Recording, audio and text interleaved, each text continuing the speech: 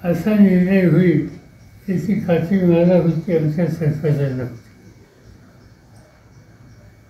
आणि त्याचं कारण विधानसभेच्या अध्यक्षाला त्या पदाला ती जी प्रतिष्ठा आहे ती प्रतिष्ठा त्यांनी ठेवली नाही. आणि ते ठेवतील असं वाटतही नव्हतं. तशा प्रकारचा निर्णय त्यांनी घेतला. पात्रता दोन्ही बाजूचे अशा प्रकारचा निर्णय याच्या आधी त्यांनी शिवसेनेच्या लोकांच्या संदर्भात घेतला.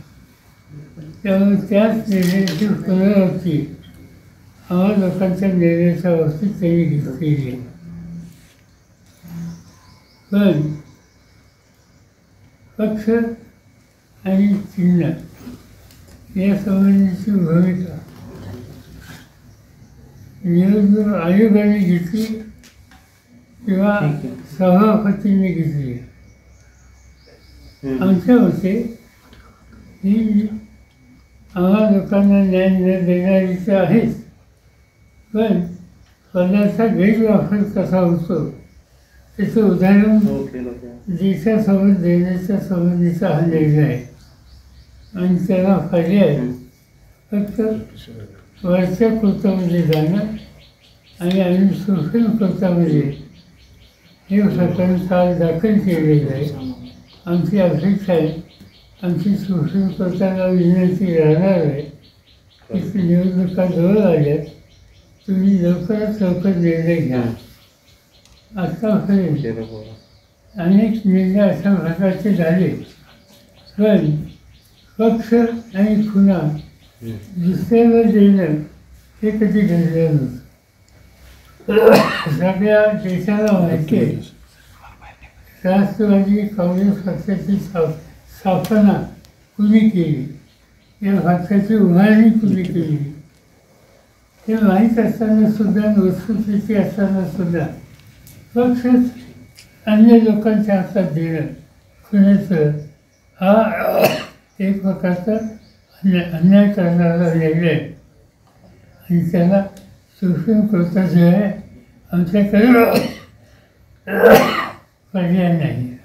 केंद्रीय निवडणूक आयोगाचा निकाल येण्याच्या आधी अजित पवार गटातले नेते वारंवार उघडपणे सांगत होते की पक्ष आणि चिन्ह आम्हालाच मिळेल. केंद्रीय निवडणूक आयोगानं सुद्धा तसाच निर्णय दिला. हे सगळं ठरवून करण्यात आलं किंवा केंद्रीय यंत्रणांवरती दबाव आहे असं वाटतं आहे की त्याच्या अनेक लोकांनी जाहीर सभेत वेळा घेतून त्या दोन्ही गोष्टी आम्हाला इतक्या दिवसात मिळतील हे ठिकठिकाणी जाहीर केले.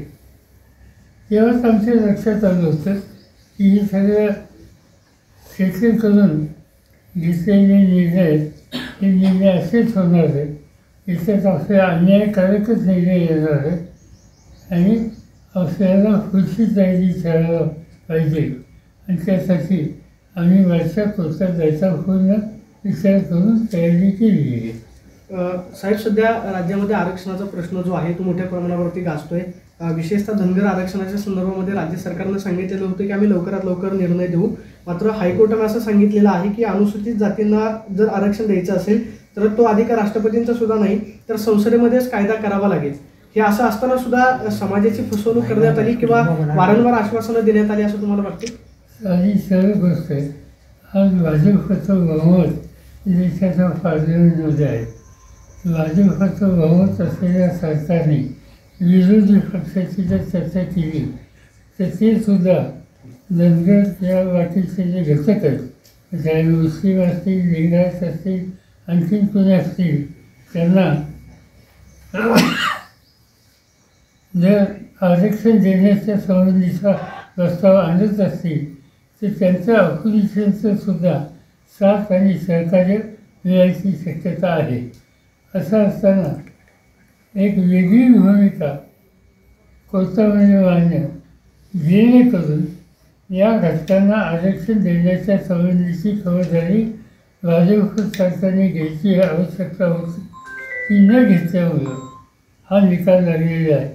आणि या वर्गाला एक प्रकारचं त्यांच्यावर अन्याय झाले आहे.